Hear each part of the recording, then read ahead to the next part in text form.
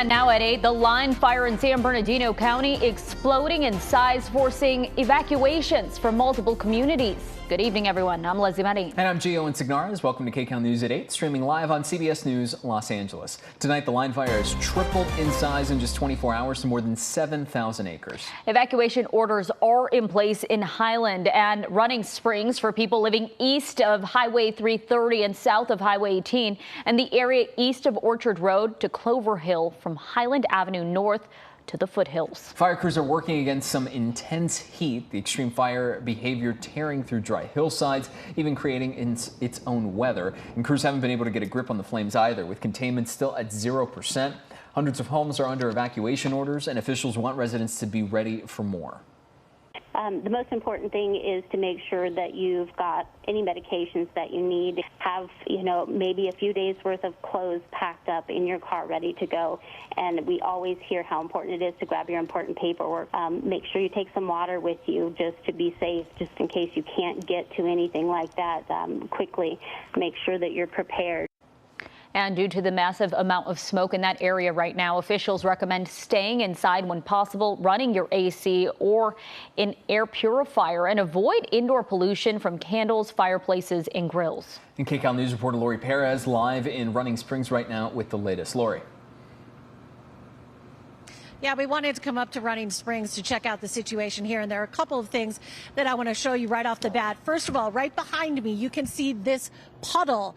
We are told that it was raining here a while ago, and that really helped with the fire. That being said, the risk is far from over. There is a full evacuation order now for both Running Springs and Arrow Bear. And if you look around, this is just a ghost town, as many have already left, but we are also seeing many still leaving, and they are wise to do so. I know we have video as we were driving up here, up on the 330 from Highland. The mountainsides were on fire on both sides, hot spots everywhere, enormous flames, and then smaller persistent fire everywhere we looked. Fire crews were stationed all along the road, which is littered with debris and rocks from what has already run through.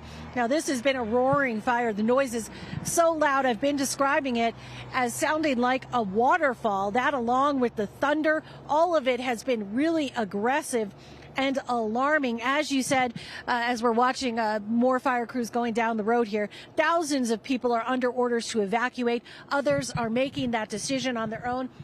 Here in Running Springs, a woman pulled over to talk to us.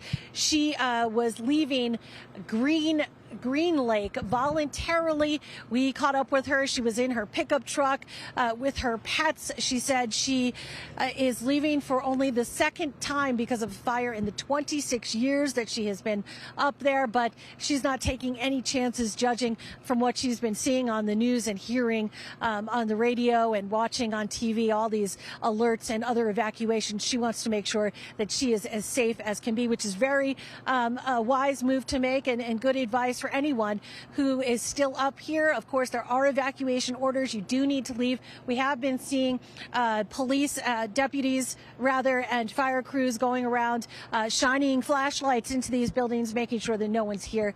And they certainly want to make sure that everyone is out of harm's way. For now, we're going to send it back to you guys. Laurie, thank you so much. Just so harrowing to hear about that woman having to leave her home. We do want to get to a live look at what's happening on the fire lines at this hour here. SkyCal live over the scene at this moment. And granted, when we were first checking in with you a few hours ago, it was already difficult to see with all the smoke and haze, but really you can highlight the contrast right here with all the flames. It makes it that much more stark, that much more obvious, given the darkness as we get later into the evening. And just look at that as you stretch out and notice just how much fire, how many flames are engulfing this area right now. It is a lot to take in. Yeah, and you can see it looks like there's a pretty big burst of flames right there in the middle. Has probably a lot of trees and brush in that area to go through. But when we zoomed out a bit, you could see the firefighters and their trucks all lined up along this roadside. We know one of the biggest difficulties for them, Gio, has been this very steep and tough terrain. It's hard to access these areas given that they're it's mountainous. There's a lot of woods here, but yeah, you're right. You can really see the contrast as you see this fire glow throughout the night. And with that, actually, we want to get to Christopher Prater. And we'll get to that in just a second. We're going to get an update from fire officials in just a second. But right now, this is the contrast we were talking about the earlier on the right side of your screen and the live pictures coming in right now on the left side of your screen. It looks to be about the same area right now, but that's to Leslie's point about the terrain. You can really get a look at it. On the right side is just how much and how steep it is, and that always proves to be difficult in these firefights, is trying to navigate this terrain and trying to attack it on the ground. We know that air assistance has been difficult throughout the day because of the weather and because of what this fire is sort of conjuring up with how big and how powerful it is. So now as we shift off into the night and it gets hopefully a little bit cooler, perhaps it'll be at least make it a little bit easier, relatively speaking, for crews to fight this fire. And joining us now on the phone is Christopher Prater of the San Bernardino County Fire Department. And Christopher, thank you so much for being with us. I want to start off by asking you, do we have any updates on the acreage size of this fire, any numbers on containment, things like that? Hi, Gio. Hi, Leslie. Yeah, as you guys have explained, today was a very trying day for our crews. We had a significant growth with the erratic fire behavior that we experienced. Our updated acreage is at 7,122 acres and still at 0% containment. We want to talk about, of course, we know about 500 homes under evacuation at this hour. Do we know if any structures have burned? Have you guys had any reports of any injuries? We have no reports of structures that have been damaged. We do have multiple evacuation orders in place. The two are going to be in the area of Highland. We have about 560 persons affected there. And in the Running Springs Arrowbear area, and that's about 4,800 persons that are affected. Because of this increase, we have extended our information line to be 24 hours. For people to get more information, they can contact the U.S. Forest Service NCWeb info line, and the number for that is 909-220-4292. We are just writing that down here to make sure we have that information to let people know later on. But we've been talking about the tough days that firefighters had today. We heard about thunder, lightning in that area. How did all that impact this firefight today?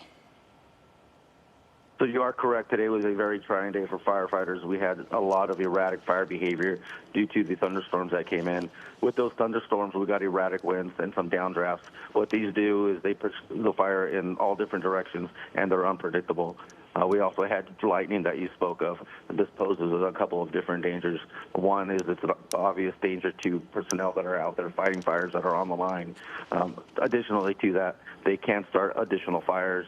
And third, we did have to ground some of our aircraft until that lightning passed through. On top of that, we're fighting high heat.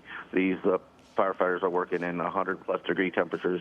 So in order to combat that, they're staying hydrated. They do have a work-rest cycle, and they are some of the most well-trained and well-experienced firefighters in the world. And I think they did a very good job today, and we're very proud of them. In terms of the firefight, Christopher, as it shifts now into the evening hours where it is at least relatively cooler than what we've seen in the afternoon, is there anything dramatic that's going to change? Any more air resources going to be deployed as the night goes on? The videos have been striking so far just to see just how much this fire is still burning this evening. Yes, with this fire over the last few days, we haven't had a lot of recovery at night with the humidity. That might change a little bit tonight, but we're still preparing for some erratic fire behavior. We have nighttime flying helicopters that will be in the area to try and establish containment lines to protect these structures. And, you know, we know that the steeper the slope, the quicker this fire can move uphill. What has been so difficult when it comes to this terrain, this area so mountainous, a lot of woodsy, this area has, you know, a lot of trees. Has that been very difficult for firefighters? Has that limited access, really? Yes, access has been a problem. This fire is burning in an area that is very difficult to get to. Most of it not accessible by vehicle. Some of these crews are having to hike miles in with dozens of pounds of gear to get to these fires. Additionally, we do have the option of flying them in by helicopter if we're able to do so. Is there, or before I ask the full length of the question, I want to preface it by saying that we've already seen a handful of evacuation orders, evacuation warnings throughout this evening. We've even seen an additional couple of evacuation orders. Is there an expectation that as this fire continues to burn and as containment efforts, you slowly make progress on it, is there a thought that there will be more evacuation orders into the rest of tonight, into tomorrow, or is that not going to happen? I'm curious on your side of things. One of the things that we're asking people to do is stay informed. Again, this fire has been very erratic and done some very unpredictable things. The best thing that people can do is be prepared to evacuate. If they're in an area that's affected by an evacuation order, we ask them to leave as soon as possible. Take the things that they need, pets, important documents, and check on the disabled or elderly that may be in the area that might need help. We are going to stay very proactive with our warnings and orders. So we just ask that people be ready and stay informed. We are getting live images right now as you see you really get a scope of just how large this fire is burning in these mountains. You talked about air support having to ground at some point today, but it being out there. Can you talk about some of the air support that is out there to help? I don't have the exact number of the air support that we have, but we do have multiple fixed wing and multiple helicopters working this fire. Tonight we are going to have helicopters that do have night vision capabilities, and they are going to be able to continue to reinforce those containment lines and give us an update on that acreage. We know how much the weather is playing a role in this, and we've already talked about this at least a little bit, but we know that excessive heat warning is something that we've been dealing with not just in this area, but across Southern California the last few days. It's going to continue for at least a few more days before you get any source of relief. But in terms of how a firefight like this would be typically handled with, let's say, average temperatures and average conditions this time of the year, how much more difficult is it? We've already talked about how erratic it is, but how much more difficult is it when it comes to this level of heat and this type of dry weather? Yeah, when we have these prolonged periods of high heat, it affects us in a couple of ways. One is the crews that are out working it day in, day out. Another one is the fuel moisture levels have been critically low, and that's helping these fuels burn faster, burn hotter, and contributing to our erratic fire behavior. We're talking about a year, this year, 2024, where we have seen more fires than last year across our state and, of course, here in our area. Any advice to people tonight in this area, the biggest way maybe that they can help firefighters as homeowners, as people living in this area? Yes, and I think we kind of touched on it earlier, and those two things were, one, be prepared. Have the things that you're going to need to evacuate. And don't forget about your pets. We do have an animal evacuation center set up also. That's at the DeVore Animal Shelter. That's located at 19777 Shelter Way in DeVore, California. And the second is, if we ask you to leave, please leave. This does a couple of things. One, it ensures your safety and the safety of your loved ones. And two, it allows firefighters to get in and concentrate their efforts on saving life and property. It's also worth pointing out that in addition to that animal evacuation shelter, the evacuation shelter set up at Emmanuel Baptist Church on Baseline Street in Highland, that is 28355 Baseline Street. So worth pointing that out in addition to the animal evacuation shelter, Christopher, that you pointed out too. It's just so striking right now to see the images that are on the screen right now live from SkyCal on the left, and then from earlier just the smoke and everything else that is going on. I'm curious, before we let you go, about just how the crews balance something this intense with trying to. We always talk about safety. We're talking about our own reporters' safety in the field, but this is dangerous stuff right now. How does that balance happen when you're dealing with something that is so hard to manage right now? You were a little broken. I didn't completely hear your question, but I think you're asking about firefighter safety. And firefighter safety is our number one concern on the incident. Our responsibility is to make sure that these firefighters, when they're done with work, get home healthy to their loved ones. And we do that by staying hydrated, like I said, and having a proper work rest cycle. And we have some of the most well-trained firefighters in the world. And with anticipation of continued heat and erratic fire behavior, we've called in for lots of reinforcements, and you're going to see an increase in presence of not only firefighters on the ground, but in the air to help. control this wildfire. And just watching out here, Christopher, you know, we've been watching fire crews, those hand crews, they're down on the ground, and just let your men and women know that they're doing a great job. But we thank you so much for your time, of course, taking a break from what I know has been a very tough day. Thank you so much. Thank you very much. We appreciate your support, and we just would like to convey to the public that we know it's hard to evacuate. It's very tough to leave your loved ones, to take your loved ones and leave your property, but safety is our #1 concern. Thank you. Absolutely. Christopher, thank you so much. We appreciate your time there. And this fire, as we shift on over to the weather, because it's something that is top of mind for so many people. In fact, the fire is so strong and powerful, it's creating its own weather. Yeah, Danny, you are taking a look now at the conditions happening in that area. We spoke to Laurie earlier, and she said it looked like it possibly rained. Yeah, it did. There was a little bit of rain in that area. Again, not enough to create the relief that's needed. But when we see a fire create its own weather like we're seeing today, I mean, this only happens in the most intense wildfires. Most fires do not get to the level where they can create their own fire. We saw that today in the line fire, and that just gives you an idea of how intense this is and why this has exploded so rapidly. Here's a look at our active hotspots. It did not look like this earlier today, but since this afternoon, this is what happened. And yes, it is because this fire, it's a combination of a few things. It's because of the heat, the prolonged heat. This has been a brutal heat wave here for us in Southern California. Things are super dry out there. We had some monsoonal moisture move in today. That's what helped fuel some of these thunderstorms that we saw.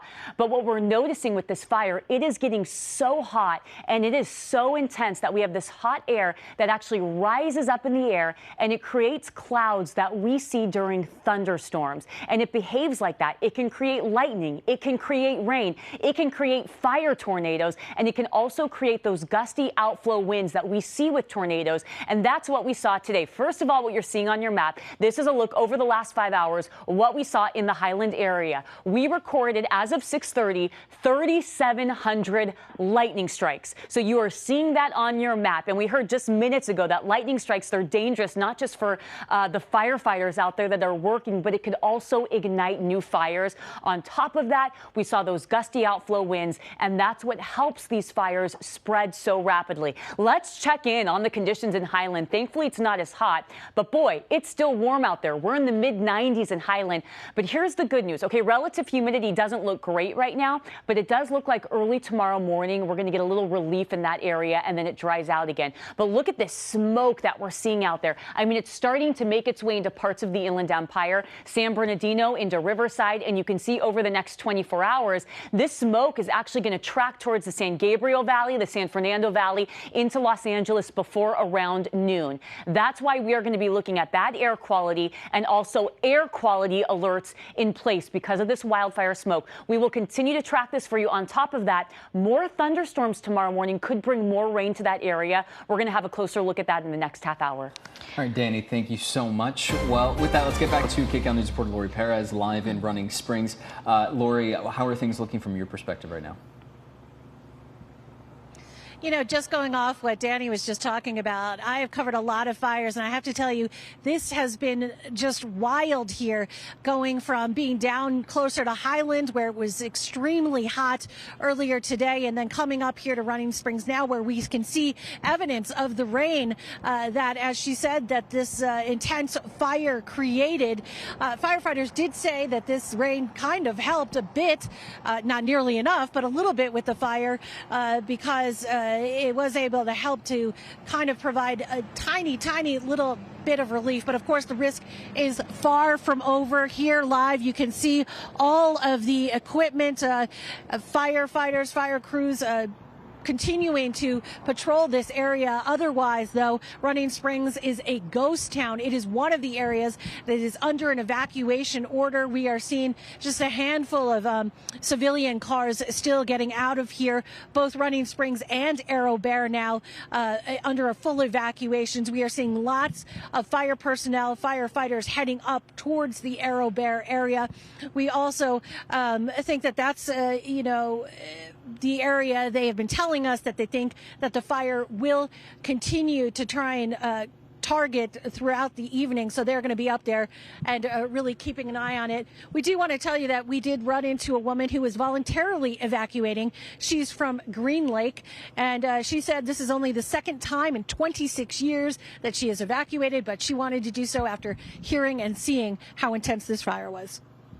And how are you feeling tonight about leaving home? Oh, I don't like to. It's only the second time since I've been up here, but hey, I was here for the 2007 slide fire when we actually did have to evacuate. So you don't want to take any chances? No. It's like keep my critters safe, and that's the important thing. So. Yeah, that's right. She got out of there with her pets, her beloved pets. And we did have to warn her that the way out of here, when we were coming up, was littered with debris. There are rocks and there are downed power lines even across the road. So there's a lot to look out for if she did decide to head that way. She was going up, I think, another way. But, lots to watch on both sides of the road as well. Flames you can see all the way down. Guys, back to you. Laurie, thank you. And we will have continuing coverage of the fire. You can stay with KCAL News and KCALnews.com for the latest.